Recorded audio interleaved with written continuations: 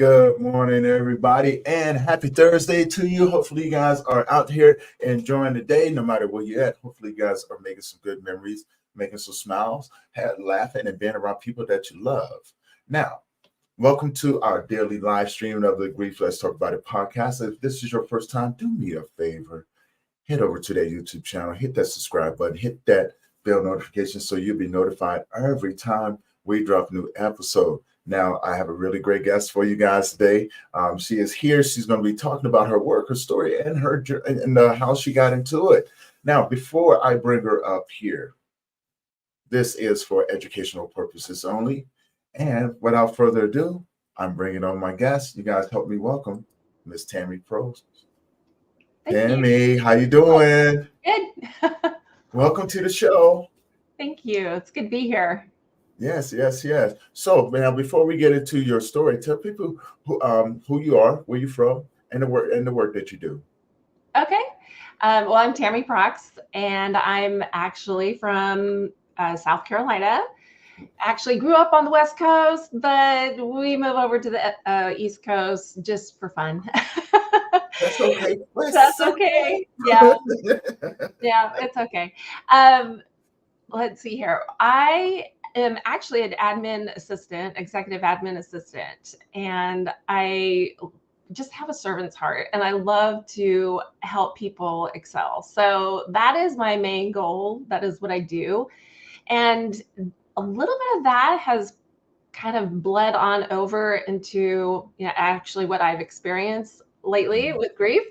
And I truly do want to help people. I want to help them to understand that there is joy after losing somebody, but we can't exactly ignore the grief that goes along with it as well. So along with that, I try to help people to find ways to honor their loved ones. It's just a personal thing that I do. It's not a huge organization or anything like that, but it's a personal goal that I'd like people just to understand, because there's many facets, like we were discussing before, many facets to grief, and it's not just being sad, it's not just being overwhelmed, it's not just what do I do next. It's the process of helping people to understand that, grief is a lifelong process, and I'm not going to be sad every day, but it's a struggle sometimes too. But I just want to share with everybody that I know and I understand, and I feel like I have a little bit more empathy for people because of that. And I think that's a great gift to have, is to have empathy for people and to truly understand them, like you. It's only look. I love people, right?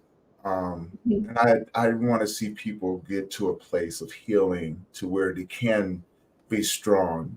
Want to get up and breathe, then and have a sense of gratitude.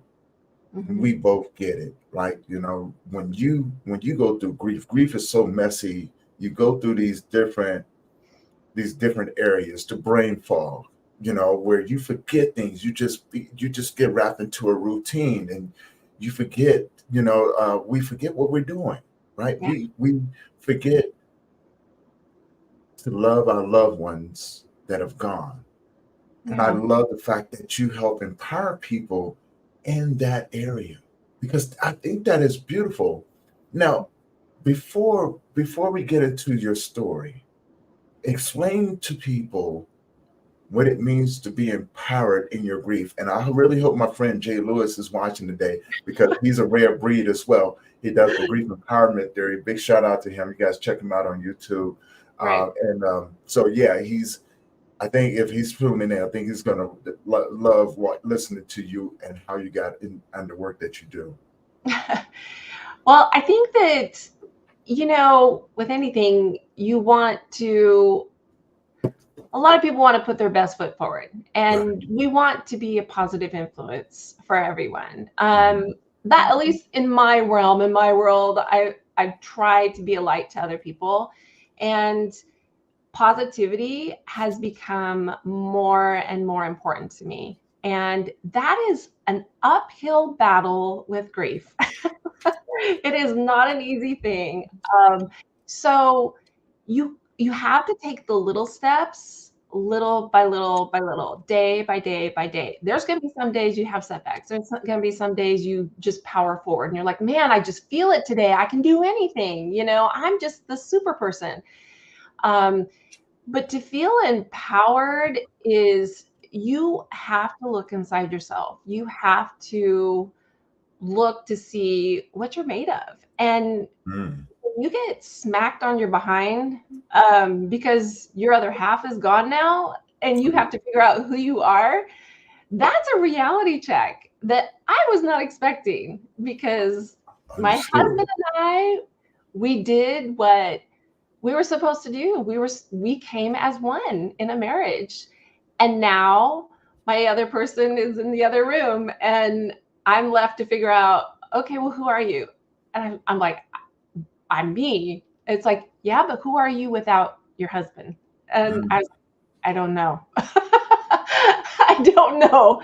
So Absolutely.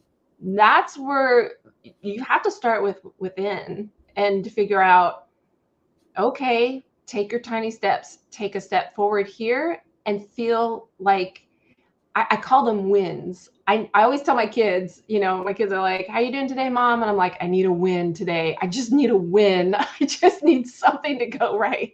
I need something to help me. I don't care if it's just a smile. I don't care, whatever. So sometimes it does come from the outside Yeah. and it empowers you. Other people can empower you. They have that effect. But you are ultimately responsible for you.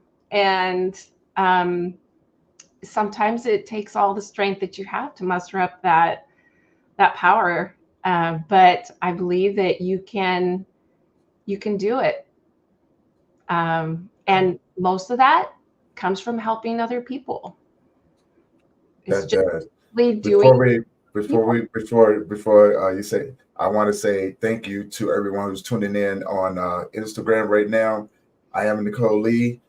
She says thank you for sharing your story.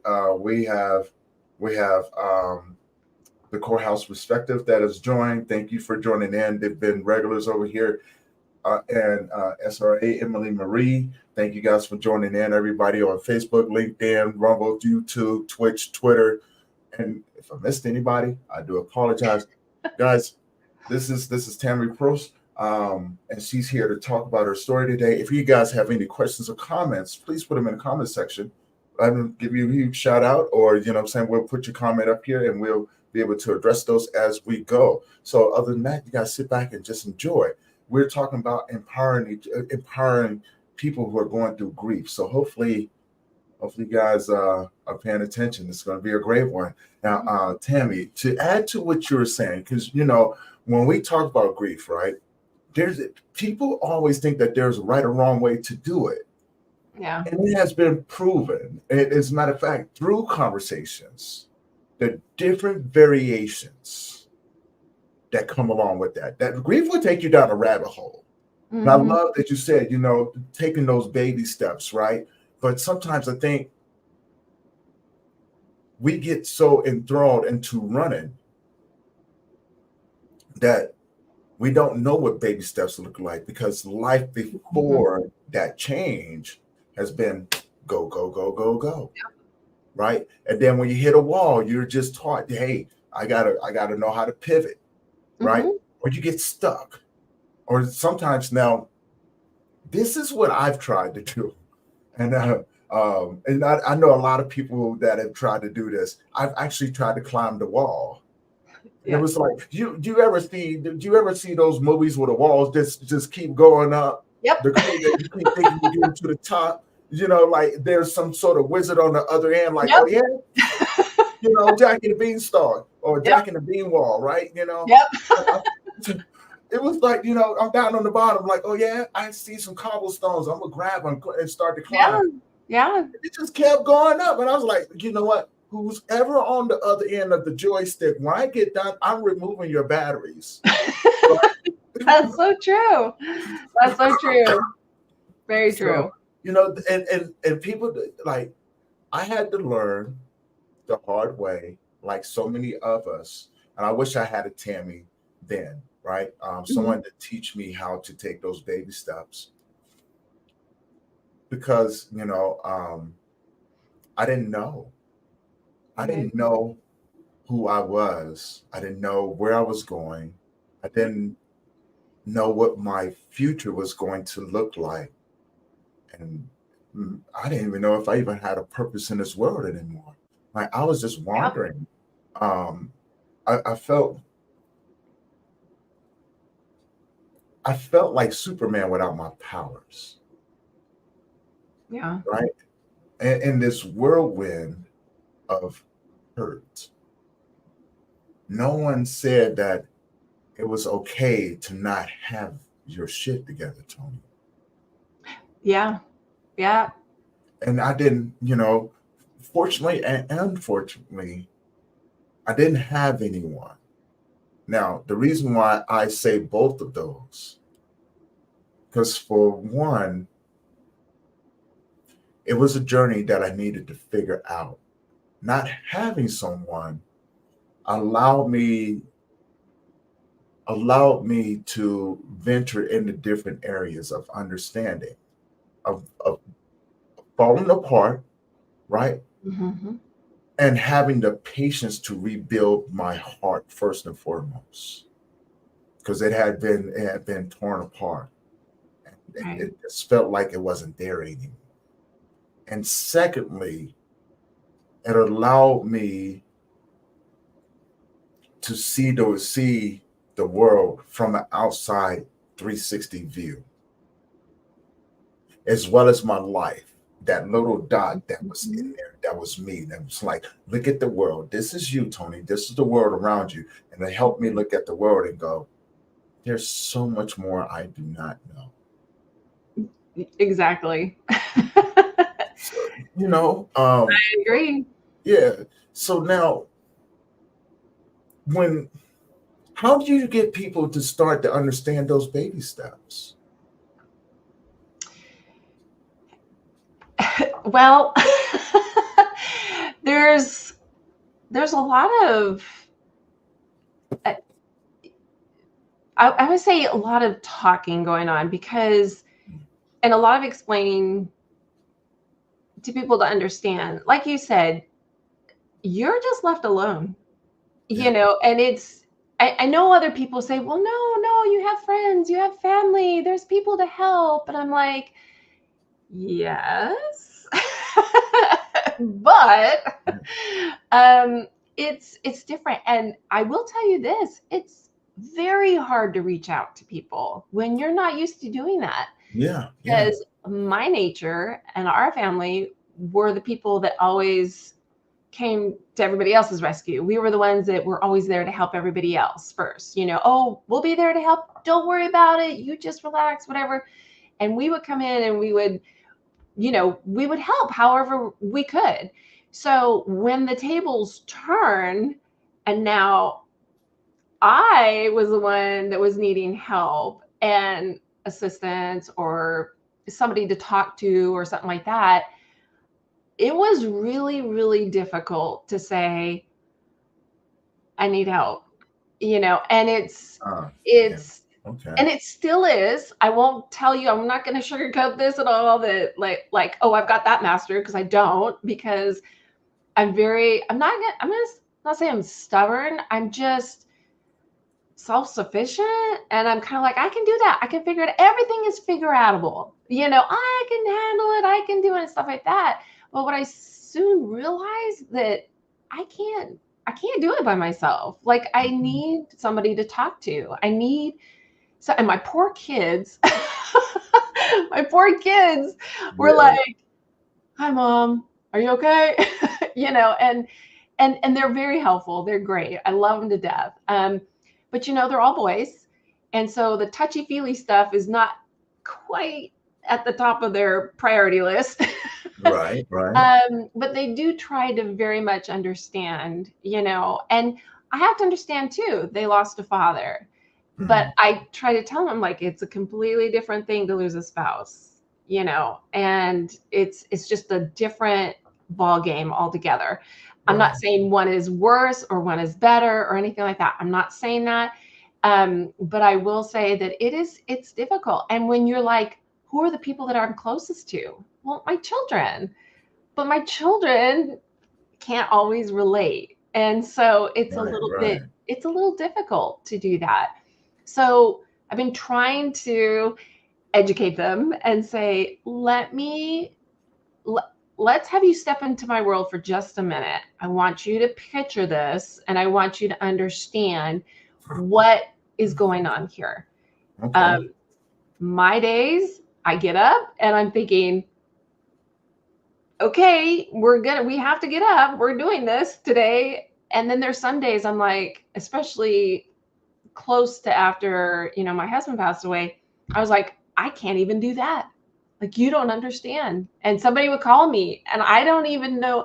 I don't even remember I don't even think I said anything. I probably just cried on the phone because I was just like, they're like, well, we don't know what to do to help you. And I'm like, just listen to me, just understand, just hear what I have to say.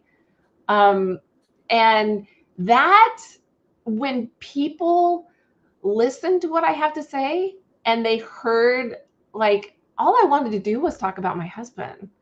And I was just like, let me just tell you about him. Let me tell you about the wonderful things he did. And I'm like, why didn't I do this before? Like when he was on this earth, I don't know.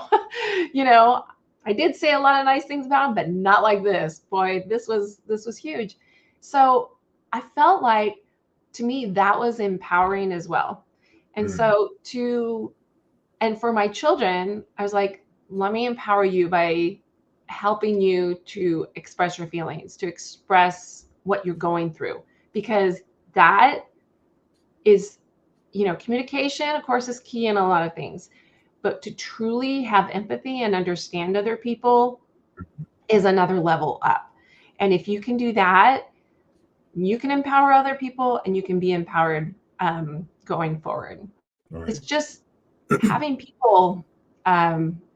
And I love to listen to other people talk about my husband. I love that. There's some stories that came up that I was like, I did not know that. Always learning stuff, They're man. very, Always yeah, learning. they're great stories, but yeah. So And, and just to add to what you're saying, because I find that very fascinating when we talk about empowering people in grief, but also understanding, because it took me, I don't really know how long it took me to understand. Um, it took me getting personal about something that was said to me. mhm. And then it opened up my mind to what was said and the person who said it. And then there was a part of me that wanted to, that really just wanted to dive in deep into it. And so again, inside of my life, inside of everyone's life, what I found is that we play three roles. We either play the victim, the villain, or the superhero. And we Mhm. often do that throughout the course of our day, depending on how what's going on with it, how our grief is treating us at that moment, because we can get distracted by the voices of the world. Right. And it's easy to go down these different paths where you can get easily frustrated. You can Mhm. get easily angered, easily irritated. And I always was curious of why, right? Yeah. And so once I became the observer of my life, it helped me to observe life in Yes. general. Yes. And so I started looking at the relationships that I had with the people who have passed away. And then I started looking at the people like their siblings, Mhm. their friends, their parents. So although, although I lost my son, he had friends that lost him. Yes. Those friends have parents. Those children have parents that are wanting to figure out how to help their children, right? Mhm. And some of Mhm. those kids have siblings. Mhm. And here's the kicker part, they're all in school together. trying to figure out how to navigate this world Mm-hmm. of loss that they've probably had never experienced. So I look at the energy transference through like all of these different areas, and I Mm-hmm. go, how can I be effective not only um, through this traumatic loss that I have experienced, but how can I move forward and not make this about me, but be able to share my steps, some Mm-hmm. things that I've learned that maybe can help someone else. And when I was listening to you talk, and I was like, I understand what you were saying, and it just took my mind to that place. Like, there's parents that just lost their son. Mm-hmm. There's the relationship with his children, but also his friends, your friends, siblings, if you have them, uncles, aunties, all of these different things that people, because grief is a selfish thing, right? Grief is very needy. Yeah. Grief is like a hungry baby. You need to feed me. Where's my bottle? Oh, it's too cold. You might want to warm this up a little bit, right? You know what I'm saying? And if you don't, it'll cry on you and tell you, Yep. burp it. Tell you Yep. burp it, right? So I don't know. I was thinking about that. It's the rabbit holes that I go down. Please forgive me. uh, you know, but I think that's what makes us who we are, because we are able to see that really, really thin, blurred line of empathy and connection that we have to go down. And we may be specific in the work that we do because, like yourself, you have figured out the line that connects that part of the grief journey to Right. these individuals, and you're Right. able to go in there with the skills and the knowledge and go, hey, how about what I see where you're at? Yeah. Can I just add this in there? Maybe I can give you something to encourage you Yeah. to not be afraid what people think if you bust down and start crying, Yeah. right? Yeah. Yeah. How how did you get into this work? I know you touched on a little bit about the loss of your spouse, and as always, my heart is with you as you still heal, moving forward. How did you get into this work? I find that fascinating. It's funny because, and I'm listening, to what you just had to say, and I will tell you that I found myself, even though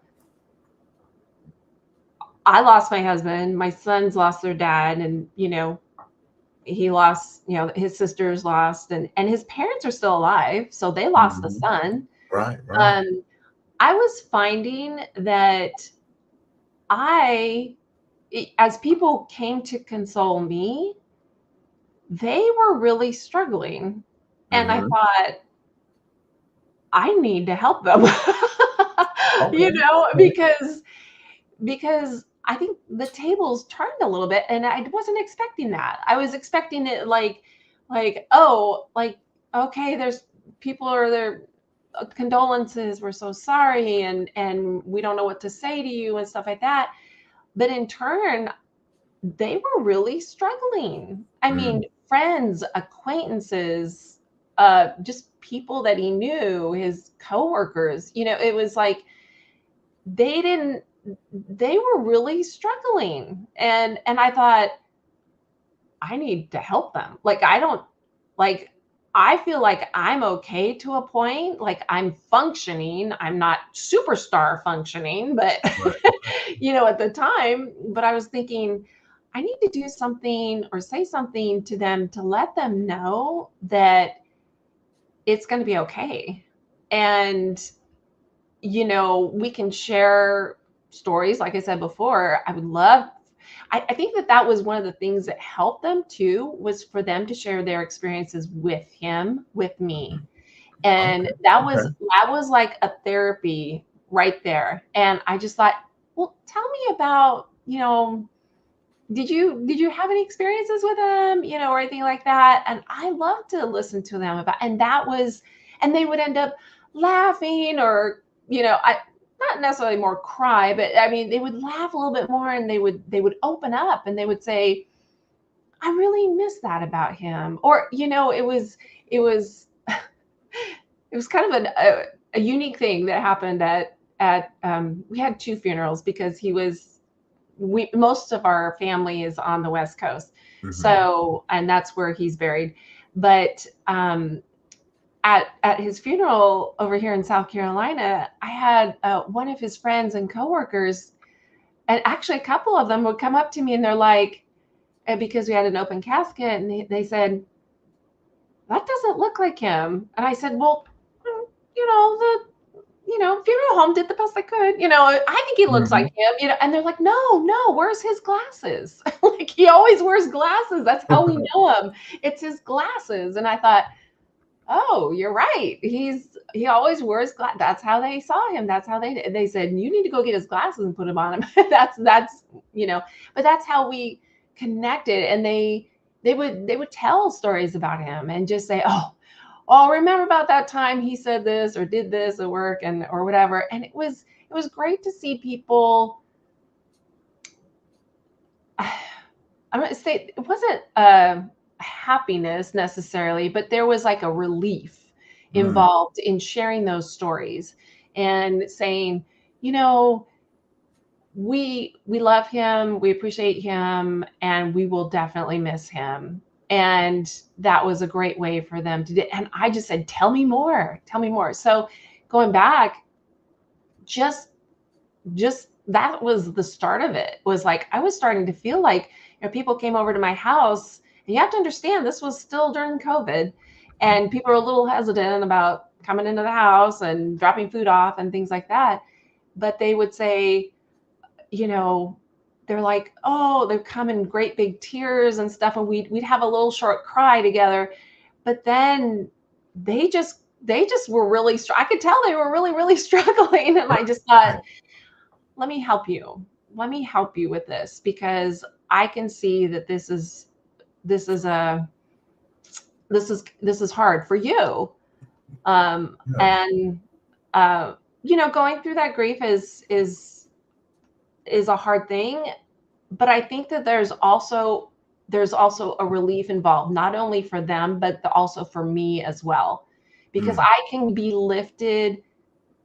Um, my thoughts can be lifted, my anguish can be lifted even momentarily, and Right. those, like I said, are considered wins for me. That's a win, because I feel like that's where I start getting traction, that's where I start going forward, that's where I'm thinking, I can do anything. If I can get through this dark, ugly period right now, then we can start moving forward, and we can start dealing with the way we need to deal with this. And, um, I'm not going to lie to you. I still cry from time to time, but that's okay. Yeah. I feel like that's a big, like I said, relief. And it's just like, all right, we got that out. We're good. Let's go. And Yeah. that's how I do it. So I love that because as you were saying that, I started thinking, especially the part where you say, you still cry from time to time because healing, healing is going to be a forever thing. You will get to a place of mhm, acceptance and right, release. Now I right. know sometimes when you say that to somebody who's fresh into it, it can Yeah. be a foreign language, and I get You're gonna that. be like, I don't think so. Yeah, I don't think so because you get caught up in the right now, right? Yeah, you do. You get caught up in the right now, and like I said, grief is such a selfish thing that it Yeah. does require you to be patient with yourself, to have some grace and gratitude Mhm, with yourself, because there's no blueprint for it. So what mm-mm. it shows you may be different from what it shows me, and I Right. always don't use me as an example. My grief is a little bit different from yours. Yeah. I've learned to be a student, right? Yes. I've learned to accept the hurt Yes. as part of my journey, because hurt equals healing, right? Yes. I'm Yes. I'm always going to forever be healing, but I'm also going to ever forever be a student. It's an educational piece for me, Right. and every Right. time it shows up, it's like, okay, I may look at it differently than most people, and I'm totally fine with that, right? Right. Because what you may see as this ugly, destructive thing that's going on because it changes your mind as well as your world. Yeah. I may see it as this sexy Chewbacca beast, right? It just wants his hair combed. That's Yep. it. It wants somebody to, because Chewbacca don't speak like English, right? You know what I'm saying? Yep. The characters, Yep. it wants somebody to speak the language with it. It wants somebody to not walk away from it, but to be able to sit with it and go, look, man, Right. I got you. You got Right. me, I got you. Right. But now, again, I may see it just a little bit different. Yeah. And just like you may see it a little bit different, right? Right. Now, if you don't mind me asking, how did your spouse pass? Um, COVID. We were part of the COVID team. I call it the COVID team. Unfortunately, our team did not win. But we were, this is so funny. I look back, I don't know if you ever do that, and you look back to right before or a year and a half or so, like before everything happened. And you're like, oh, what was life like? Oh, what were we doing? Oh, had we known, would we have done things differently? Or, the coulda, woulda, shouldas. And I'm Mhm. like, I don't, playing that game is exhausting. It really is. Yeah. And I'm like, I gotta stop doing that. But I will say this. It was interesting. About a year and a half before he passed away, um, we just felt like the world was going up in smoke. Things were going, oh, it was bad. And now we got, COVID starting on it. It's just, the world is falling apart. We need to be prepared. Mhm. And we're like, oh, the end of the world is coming. I don't know why we thought that. I guess too much radio or TV, something like that. And so we decided, my husband and I, because all our kids were grown and married and everything like that, and we were in the house, and my mom was, she lives on property, or used to live on property with us, and we were like, let's get our affairs in order. So we paid off our vehicles. We started storing food. We started paying down the house a little bit more. We started doing things because we thought, oh my gosh, we really kind of got to get things together. Then we decided, after 33 years of marriage, that we were going to fill out our wills. We're going to finally do that. And I don't know why it took us that long, but we decided, I think probably because in the back of my head, I thought, we probably should do this, but I'm a little superstitious. I'm kind of like, you watch, we do it. One of us is going to kick off. Mhm. And so anyway, we did that. And that was that February. And August, we both got sick with COVID. Mhm. And about 4 months before that, though, we had been watching my mom and taking care of her, and she has dementia, and we could not physically, both of us, take care of one person. I know that sounds odd, but we're not caretakers. Like, we're not CNAs or anything like that, but we tried our very best night and day to take care of my mom. And we just thought, you know what, we're going to have to get her some assisted help, some assisted living. So she moved out, and we were like, okay, we can breathe for just a minute. Let's just get our stuff in order here. And like I said, 4 months later, we both got COVID, and he was just like, and men are very strong and very strong-willed. I'm learning, and we're both very healthy people. Not Mhm. Didn't go to the doctors, didn't go anywhere because for the sniffles or anything like that. We're just like, it'll take care of itself. We're fine. We're healthy people. We take care of ourselves. And I knew something was not right when he called out of work. And Mhm. I thought, he never does that. He's not feeling well. And he'd had COVID for at least 3 weeks. And he didn't know it, but he had pneumonia as well. But he was Mhm. out there mowing the lawn, like everybody's business, just sick as a dog, because he's like, I can't let the here in South Carolina, you don't let your grass get this tall because Yeah, it'll come back and get you. it'll come back and get you. It'll bite back. And he was out there doing that, but he was like, I can't breathe.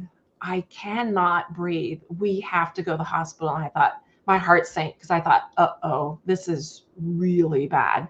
Right. And so it took us about 45 minutes just to get ready to go to the hospital. And then I don't know how we got there. I drove us, but I don't remember much of it. We got there and they admitted him right away. And he looked at me and said, she needs to be admitted too. And I said, no, not me. I'm good. I'll man the house and everything else like that. You just get better. I feel like I'm okay. So he was there for 45 days and went through infection, pneumonia, got better, got worse, got better, got worse. And finally it just the organs, it just started attacking all the organs and his organs shut down. And we went in for, I can't breathe. And the last few days was, your husband needs another blood transfusion. I says, what is going on? And they're like, his organs are shutting down. And I thought, is this like, am I on a game show or something? Like, is this, because I'm not going to win this game show, you know? Yeah. And I thought this is bad. I don't remember sleeping much, of course. And also, you know, with COVID, they only let you in like one person per day per patient. Yeah. And I was a designated person every day until there were some days where I just called my son. I says, you need to be the designated person today. I need some sleep. And, you know, I had people coming over. I had a wonderful neighbor. I still have a wonderful neighbor. She's so wonderful. She would come in and she would just say, she knew exactly what I needed. And that's going back to listening to people and helping those and just seeing that need come up. And she just looked at me. She says, you haven't had sleep. And I said, no, I haven't. And she said, I says, but I can't, my phone, I'm waiting for the hospital to call for anything. And she's like, tell you what, I'm going to take your phone. I went, oh, no. And she's, I'm going to take your phone and I'm going to wait for the hospital to call. And if they call, I promise you, I will come down and get you. And I will wake you up, but you need to go to sleep and not worry about the phone and not worry about anything at all. And so she's been such a great example to me of just wonderful service, wonderful, just seeing the need and acting upon it. And I just think that was so wonderful. But yeah, he was under sedation a lot in the hospital. I got to talk to him maybe a few times, but I mean, we both thought he was going to make it. You know, he's like, I'm like, you're strong, and yeah, we're going to fight this, and oh, this is going to be great. And well, maybe not great, but we're going to get through this. And we just, even the staff was like, you know, we usually, people don't last that long with COVID in here. Your husband's a fighter, and we just feel really good about it. And it didn't go that way. But I remember thinking to myself, okay, so what if he doesn't make it out? And I was trying to shut that out of my head. I'm like, no, we're going to make it. And those thoughts just kept coming up, and Tami, you need to prepare. You need to do something. And I'm like, well, I don't know what to do. What am I supposed to do in a situation like this? Like, how am I supposed to do this? And finally, the doctor came in, and I mean, because they couldn't move him. Every little inch of movement was detrimental to him, because I don't know if people understand this or realize this, but every time you move, it takes oxygen from your lungs. And then, of course, your heart is involved in that as well. So they couldn't hardly even move him because his lungs were so scarred over, and he was on life support. He didn't have any, air going through him, essentially. And the heart was taking the brunt of that. So finally the doctor came in and just said, you know, I need to show you something. And she showed me the CT scan. She says, we managed to get this, but this is not good. And we need to start talking about other things and other measures. And I just went, you know how sometimes you blank out? Oh yeah. Oh yeah. I Oh think yeah. I blanked out, and she kind of was like, Tami, I was just like, I'm sorry. I don't know what this means. I'm pretty sure I should know what this means, but I don't know what this means. And she just said, it's not good. There's no recovery from this. And so 2 days later, you know, they said, and I would watch those families go by in the ICU. And I knew when the families came in what that meant, Yeah. because they only let one person in at a time to go see your loved one. And um, yeah, I knew exactly when those families would go by. I was like, oh no, somebody else is not making it today. And that was a hard thing, because I kept looking at him going, keep going, because we're not doing that here. You know, I just refused to accept it. And then finally the doctor called me and just said, you need to come in and you need to bring your family. And my heart just sank. I just went, this is it. This is it. What do you do? It's You okay to know? cry. What do you do? Yeah, it's okay to cry, man. You got me. I'm over here. I'm shedding tears with you, just so you know. Um, It's just I remember sitting on my front porch, and I was praying, and I just thought, I can't do this anymore. You you just need to take over. I can't do this anymore. I was praying to God, and I just said, I know my limits, and I don't know why I'm thinking I'm in control, because I'm not. And I just thought, you do what you need to do, and I will do my best to try to accept this. I will try my best to accept this. And I kid you not, 30 seconds later, the phone call rang, and that's what she said. She says, bring your family in. Bring your family in. We need to have a talk. And we came in, and we had to make some really hard decisions. I grilled that poor doctor up and down. I just, I asked her every question in the book. And then when I was done, I looked at my son and I just said, do you have any questions for her? And she was really good to answer all the questions. And she's just like, it's up to you. It's up to you. And I says, I don't want this responsibility. I mhm. don't want this responsibility. She says, well, you are a power of attorney. And I kept thinking back to that day when we filled out our wills and our power of attorney. And I thought, Yeah. why? And I thought, no, this is a good thing. This is a good thing. And my main concern was, I don't want him to suffer. So if there's any suffering involved in this, absolutely not. We're not doing anything. We're just going to keep him whatever.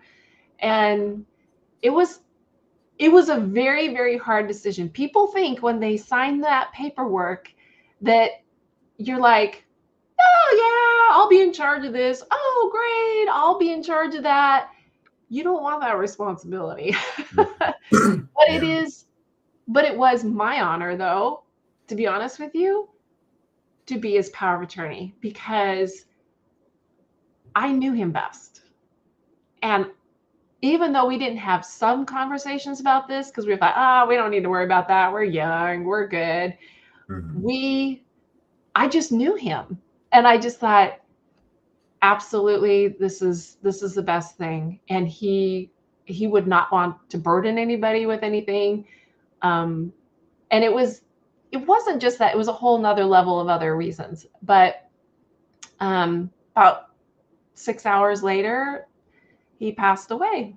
And that was that was hard, because that started the fog. And the fog. Yeah. Oh yeah. Oh yeah. The fog is, I kid you not, is like, I'm grateful that it was there, because it essentially protected me. Um, but it was also a little confusing too, because I thought, why can't I think clearly? Why can't I make decisions? And Right. I thought, no, this is probably to protect me from making stupid decisions. So Yeah. There's the other side of it right there. there it is. So, but it was, it's not something that we didn't plan on that. Our plan, and we all know it's not our plan. Our plan was, when we first got married, we were like, this is how we're doing it. We're going to have kids when we're young. So by the time we're 50, we're going to be out of that house, and we're going to go on vacations, and we're going to travel the world, and we're going to go, and we're still going to look good in our bathing suits in the meantime, Understood. Hey, I'm all for it. I'm all for it. And we thought we had it all planned out. We got to 50, the kids were out of the house, we were building our dream house. Everything was great. We still had to take care of mom a little bit, but that was manageable up until a point. And then, the plans changed. Yeah. And I just thought, what just happened here? Like, is this my life? Like, what? Did I sign up for this? I don't remember signing up for this. Right. Why would I sign up for this? So a lot of. I think what we do a lot of times, we get wrapped into the forever thought. Right. Yeah. And what I mean by that, no one, when we have family, whether if it's parents or spouses or child, sibling, we tell ourselves, this is going, they're supposed to be here for the rest of,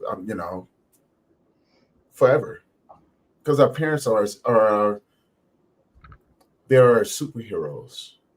Yeah. Our friends, the ones that we truly call friends, they become anchors, right? They know everything about, depending on how long you've known them, they know everything about you. Yeah. Right. So there's a bond that goes there. We tend to tell ourselves through conversations, when we get to this age, this is what we're going to do. Parents go, I have the next 18 years, I have to raise this little child and want to make them be better than us. When we have siblings, this is going to be my friend. We ride or die till we die. You know what I'm saying? Yeah. This is what regardless of the relationship, because you've got an older sibling. Your older sibling is the one that bullies you, right? But they prepare you for the world, and because they have an understanding through their own life experiences, and it's their job, right? Yeah. You can ask my sister, my little sister, tell you, just to fight her all the time. And then she got big enough, and I was like, oh, I'm not fighting her no more. She's crazy. But we get wrapped up into the forever, and when life comes and says, you weren't supposed to do that.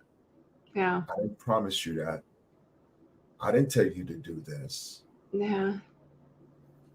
We get wrapped up into that, and then we want to shake a fist at life, saying, you promised me this, and all those different things. But it goes into understanding your individual grief journey, right? And how we perceive the life, because it's easy to get wrapped up into it, that pain, that journey that goes along with it.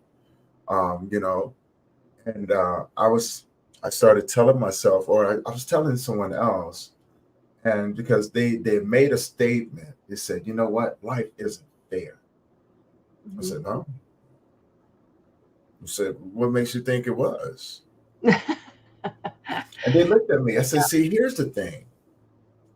Life is not fair, and it's not unfair. It's honest. Yeah. Because it didn't give you any promises. You can't blame, and I don't take away from nothing, but I just give a different perspective of it. It's something that people can think about, right? Why? And it took me a long time to get here too, so that's why I can't say nothing to anyone that's into that moment right there. Yeah. But there's a truth that comes along with this. whether if we can accept it or not. Life never said or gave you any promises. We lied to ourselves when we begin to make these plans. And then we got mad because of the lie that we told ourselves. Yeah.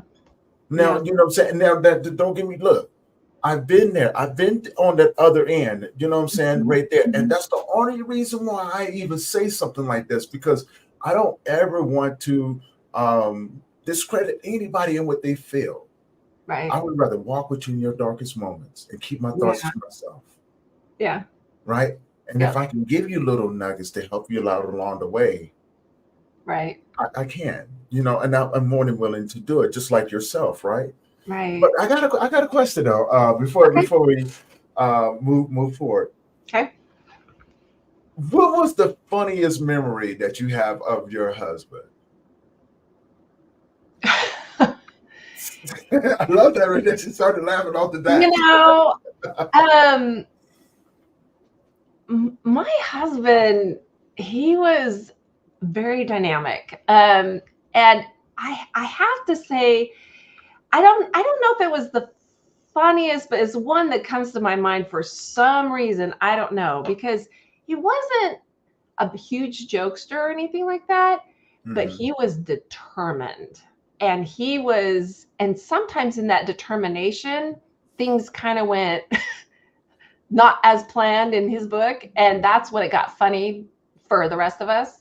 And so I have to laugh because I have to say that it's when we first met, actually. And I just thought, we met at college, and I was living in a dorm with, like, I don't know, 300 other girls. I'm like, you go to each apartment, and each one had like 5 to 6 girls in each apartment. It was all just girls. And so him and his buddy would go door to door to door to door to these rooms, to these at this dorm, and they would knock, and they would kind of like check inside to see if there were anybody, cute or good looking or anything like that. And then if they liked what they saw, they would stay and talk. And if they didn't like what they saw, they just said, okay, have a great day, and moved on to the next door. Well, there were like 300 doors. So they had their pick and choosing of whoever. And it's funny because my roommates, I actually had one of my good high school friends that she said, oh, you gotta come to college with us, and we've got a space available in the apartment, and you can live with us and stuff. I thought, okay, that sounds great, because everybody ditched me after high school and everybody left to go to college, and I stayed local, and I thought, no, I'll go, I'll try it out. And so the first day I got there, I was like, oh, this is gonna be fun. This will be good. And then knock, knock, knock, knock. And they opened the door, and there was my husband and his good buddy. And they'd actually been to that room before. Because one of my roommates is super, super cute, Actually, they're all very cute. They were all just really cute girls. But I was doing something in the background, and he comes in, and he knew I was going to arrive. And that's why he stopped by, because he said, oh, well, we've got a new roommate coming in. Why don't you stop by and stuff like that? Well, he comes in, and he's checking out the scene, and, and everything. And then he starts, oh, you must be the new girl. And I was like, yeah, I have a name. My name is Tami. And then, oh, well, they told me you were this, and they told me you were that. And I was just like, oh, well, it's up to you, whatever you see. I'm busy, I gotta go. And he goes, wait, are you just gonna blow me off like that? I'm a guest in your house. And I'm like, yeah, kind of am. I got things to do. I gotta unpack. I'm busy, and I kind of like blew him off. Like, I don't know who you are. And then he got a little bit, I thought, you are some obnoxious little piece of work over here, you. And he just kept talking smack and smack and smack. And then we got to talking a little bit more. But my first impression of him, I was like, he is so obnoxious, but he was very determined. And I look back now and I'm like, that was what I loved about him, was he was so determined, and he always tried to, at work, he tried to tell dad jokes and I thought he was the funniest thing, and I just thought, you are trying. But yeah, but I love it. but he just, I think through all the years, for some reason, I just was like, I didn't understand. I came from a household that we didn't say I love you. And for me to step into a relationship and a marriage where somebody was like, I love you, I think the world of you, I think you're amazing, I just gotta be with you, I was kind of like, are you nuts? Like, why are you saying this? What is this? What is this thing you're saying? Right. And so I think that over time, I slowly, I know this is going to sound weird, but I slowly started to believe him. And I thought, he loves me. He really, really somebody really loves me. And they can tell me that. And I love that about him. Mm-hmm. Now, sometimes he showed me, but it wasn't always in ways that I appreciated. Like one year I got a mop for Christmas, and I said, wrong answer. I said, is this a joke? Is this one of your jokes? And he's like, well, I know you were saying that you needed a mop, a new mop. And I was like, this is not a Christmas gift. So I was like, okay, now I look back on that, I'm like, that was funny. And then as my boys got older, he made sure that they knew that was not an appropriate Christmas gift. So for their spouses, but understood. I mean, I'm over here. I'm imagining me being an observer, looking in through your window as you get this Christmas present, and immediately when I imagine it, I'm laughing my butt off. Yeah. Because I'm watching, I can only imagine your reaction, and I'm thinking about his reaction. I've never met the man. I'm just like,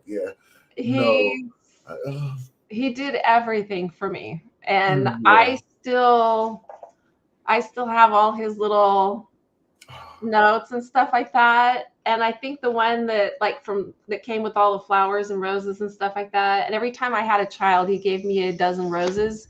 Mm-hmm. So we had 3 children. I thought the man was going to go broke because each time he would do a dozen roses and then add another dozen to that dozen, the next child. And then by the 3rd child, I had 3 dozen roses. That vase was huge. Oh man. But my favorite thing that he says, I love you, sweetie, every day is better because of you. And I'm like, that's my motivation. I can live off of love now. I love that, man. I really love that. It's a reminder. It's a reminder of the life that you had, right? Yeah. That's still very, very beautiful when you think about it, right? It's always going to be a part of you. But I love the fact that you kept the cards. Oh yeah. Because in a lot of cases, I know in mine too, so I'm speaking from my eyes view. Mm-hmm. I started getting rid of stuff. Yeah. Right. I started getting rid. I kept a few things. I kept his monkey, his client ornament. I kept one of his shirts. And here's the crazy part, right? I kept one of his shirts and didn't even realize it until I tried to put it on. Oh wow! So yeah, it's a little small. It was a medium shirt, and I think I was still in the grief brain, grief fog. Uh-huh. And, I was going to work. No, actually, I was going fishing. Oh, going fishing, and I just remember, changing clothes. And I grabbed this gray long sleeve shirt because mosquitoes are out and I didn't want to get bit up, and so I grabbed this thing and I remember taking my arm and trying to put it through and realized that my arm didn't fit. So now my dumb butt decided I'm just going to force it, right? And then I Oh, got to the head part, and then it dawned on me that my head wasn't going through. And you know, as dumb as this sounds, I go to the mirror in the bathroom to see if I put my head in the wrong hole, oh my gosh. right? And I wasn't. That it was just the hole was too small, and my arm was stuck. So, do you ever see Tommy Boy with Jack Black? And Yeah, they yeah, would yeah. say, or yeah, I look like him. Right? I'm Oh, just you know, and that was the song that came in, Big Man and oh Little yeah. Girl. Oh And my I'm, you gosh. know, and then I sat down and I started laughing. Oh, And I said, you know what? I finally looked at it and it was a medium yeah, boy. yeah. Oh boy. Yeah, it was medium boys because it was my son's. Not even And I medium took it off men. and So, I thought I had gotten rid of everything. oh, And I just started laughing yeah, yeah. because I could imagine my little boy laughing at me Oh because yeah. of that, right? And I was like, don't be laughing at me. That's awesome. I That is, almost took it personally. I was like, I love it. I love right? it. You know, but it's stories like that that empower us Yeah. to share and honor. And you know, like, tell me what's the biggest thing about honoring your loved ones? I would say, this is really fun. You wouldn't think this would be fun. Now people say, "What do you mean fun?" Every year, I don't. We just, as a family, we just came up with this. We thought every year on his birthday, it's in May.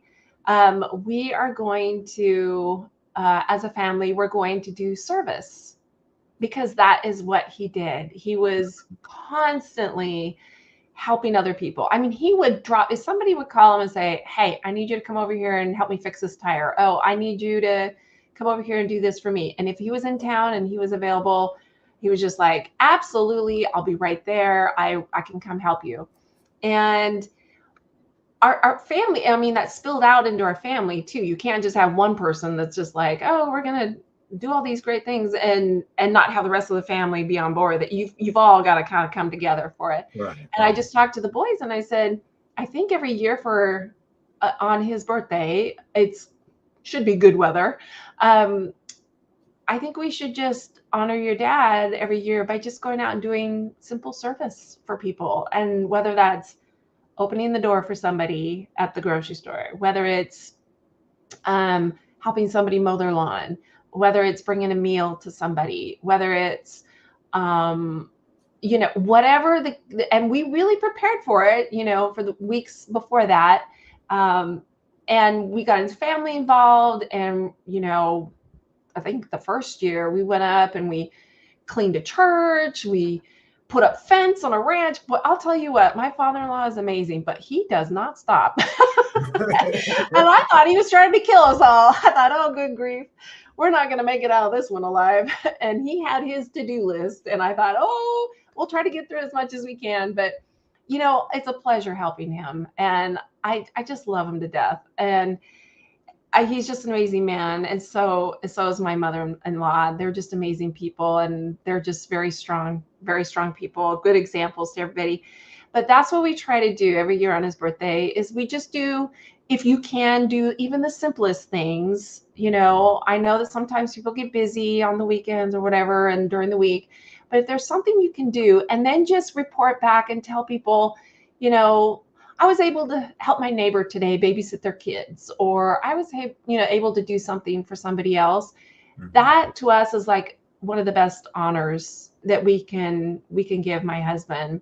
His boss, his company actually went way above and beyond, and they contacted me shortly after he passed away. They said, we want to do something to honor your husband and his work here at the company, and we were wondering if you'd be on board with it. And I said, okay, what is it? And so they said, we are going to recognize an employee, and this is a nationwide company, an employee at a nationwide company that goes above and beyond. And my husband's phrase at work was always, I got it. Don't worry about it. I got it. I can help you. I got it.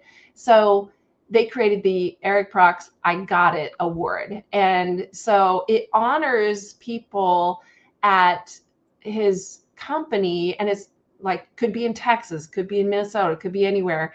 And they just get these recommendations, and then they decide who's the best person to receive this award this year. And so I think they've already given out 3 of them so far, but they get a really nice plaque. And then it says, in honor of Eric Proksch, this is the I Got It Award, where you go above and beyond your regular work duties. And then at that campus, at that work, they plant a tree in his honor. And there's a nice little plaque as well that is, honors my husband.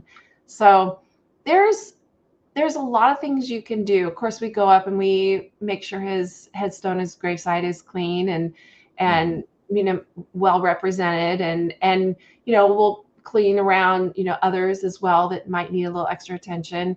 It's just, for us, it's honoring him is doing the things that he would have done, doing the things, remembering his memory, the good. Right. I mean, he was silly, and then he had his low points, and he didn't, we're not all perfect. There are days where I'm like, why do you do that? And I'm sure he could have said the same thing about me. Why do you do that? But, it doesn't have to be super fantastically huge, monumental, or anything like that. It can be just something simply, if my husband loved to cook. I asked him one time, I said, if you weren't doing what you were doing at work, what would you be doing instead? And he said, I'd be a chef. And I was like, awesome. I'm like, I knew it, because he was a really good cook. Now, we never got to an agreement about that, about him always cooking. So Understood. that never came to fruition, but he loved to cook for crowds. And he just thought that was the best thing in the whole wide world. So, I mean, I cook to survive. So I don't plate my stuff. It's a plate, but I don't plate it as for presentation. Mm-hmm. So if you get it and it tastes good, success. I love that.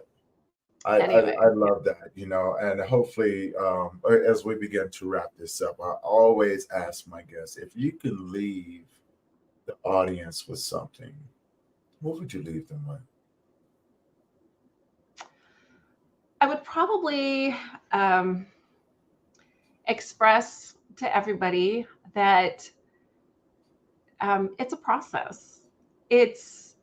Grief is a process, and it's not going to magically go away overnight. And I think if you can make the best out of where you're at, you're doing great. And if those days where you just can't pull it together, it's okay too. Because I think when you know where you're at and how you can handle things, that's all you need. Yeah. People are there to help. Yes, please accept their help. Sometimes you're helping them more than they're helping you by letting them help you and serve and visit with you and talk to you. So if you can try to get out of yourself for a minute and help other people, sometimes that's, whether it's distraction or if it's just truly being there for somebody else. I know that some days you're just kind of like, listen, I can't even function for myself, so we're not doing that today. That's okay. We're just gonna push that to the side today, and then tomorrow we'll try this again. And being positive is a struggle, but it's not impossible. And the the sun shines again. Yeah. And the potter takes his broken pot and pieces it back together, and it's not perfect, but it's unique, and that's who you are. Like you said, it's everybody has their unique process, and you're okay. I You're love okay. that. Yeah, I love that right there. Yeah, It's reminding people you're okay. you're You're okay. okay, just the way you are. It's all right. This is going to change you, and that's Yeah, okay too, right? it Because you is. need to Yeah, become that version of yourself that's going to be able to not only survive in this world, but live in this new normal that you've now experienced. yeah, It's going to be absolutely. hard, but then you have people like Tami, and to walk with you, to share her insights, to help empower you to honor your loved ones. I think that's truly important to honor the life after the passing, Yeah, because you have there's a whole life that was lived, yeah, right? And it goes back to a quote, that I came up with. You had one moment that changed your life, but you have a lifetime of memories that made you smile. yep, Focus on the memories that made you smile. Can't change what has happened, right. but you can remember what you have with that individual. And Hmm. hopefully, I pray that they left you in better condition than what they found you, Absolutely. and vice versa. Hopefully, they left with the memories that made them laugh, smile, cry, and, Yep. and all of those different things that made them feel good. Yeah. I like, but that's just me adding to it right there. I love Just that. That's right. great. I love it. Um, but how can people find you, Tami? You can find me on Facebook. You probably have to ask for permission. Understood. Understood. Just, just send a request. I'm happy to connect. I'm also on Instagram as well. I'm probably not as much on Instagram, but probably just Facebook. I'm out there. And if you do need to email me, you're more than welcome to email me too. I think I have all your information. Yeah. So her information is in the description below. What do you got coming up? You got some things coming up too, don't you? Um, well, I'm just trying to get, like I said, trying to get the word out to everybody, as far as bringing joy to your experience, and honoring your loved ones. I Hmm. do have, um, I provided, well, I have a sheet, it's a PDF form actually, that asks you a whole bunch of questions and about your loved one, and it's supposed to help you kind of generate some ideas for how you could possibly honor your loved one. And then on the second page, it's got a list of ideas of what you can do, and then a space for you to fill out your own ideas.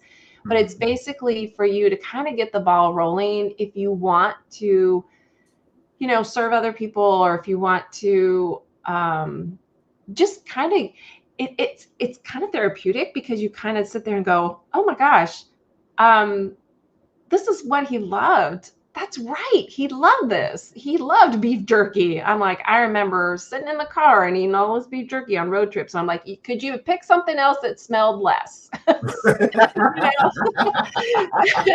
I mean, really, he opened up the bag and I just went, oh, you roll down the Don't be windows. knocking the beef jerky, okay? Don't be Oh, knocking the beef jerky. Beef he jerky is made, good depending on who oh, made it. he made really good. He made his own beef jerky, and that was the best part. And he was very popular about that. But anyway, but it's things like that. It's like, what did he like to do? What did he do? And so it kind of generates those thoughts and those ideas in your head about, okay, so he liked to do this, so maybe we could honor him in this way. Maybe we could use that as a way to serve somebody else and help them. So, but it's just a simple little handout. So That's truly, truly beautiful. yeah, Tami, yeah. thank you for coming up here and sharing this beautiful story of, you know, of your journey into grief. And thank you for the work that you do. We Thank need you. more people to help people understand how to honor and celebrate the life, but also to empower those who are walking. You do important work, and definitely want to make sure I support you in that journey in whatever I can do. For everyone who has been tuning in from Instagram, Facebook, LinkedIn, Twitter, Twitch, and YouTube. Thank you guys for tuning in. Thank you guys for rocking with us all the way to the end. This is going to conclude this episode of the Grief Let's Talk About It podcast. Now, do me a favor. If you haven't already, head over to my YouTube channel. You see that down there below. Hit that subscribe button. Hit that bell notification so you'll be notified every time that we drop a new episode. But also, if you're looking for support, go back and check out some of the people that I've had up here. Check out Tami, and find someone out there, because we serve a lot of purpose during this by having these individuals on. They are people who are doing the work of grief, and they're willing to walk with you and as you try to figure it out. We got something for everyone. Now, if you know somebody who can benefit from these conversations that we have, please share it with them. This helps us get the content out to reach more and more people. And I'm Tony Lynch. This is going to conclude this episode of the Grief Let's Talk About It podcast. Tune in tomorrow for our next daily episode of the Grief Let's Talk About It podcast. Tami, again, thank you so much for your wisdom, your laughs, and taking us on this journey with you. And I look forward to doing more whenever you're up to. I know you got a busy life, you with the children, and ripping and running, riding motor. I know you didn't say you was riding motorcycle. I'm just throwing that in there. I might. Hey, you know what? I'm trying to encourage you. Like, if you do happen to get a motorcycle, Harley has a really nice motorcycle. Don't go with the crotch rocket, because we don't need you zooming around and making. We don't need that. We just be a problem after that. We're gonna have to be like Tami. That's awesome. Thank you for joining us. And we'll see you guys tomorrow. You guys have a great day. Thank you.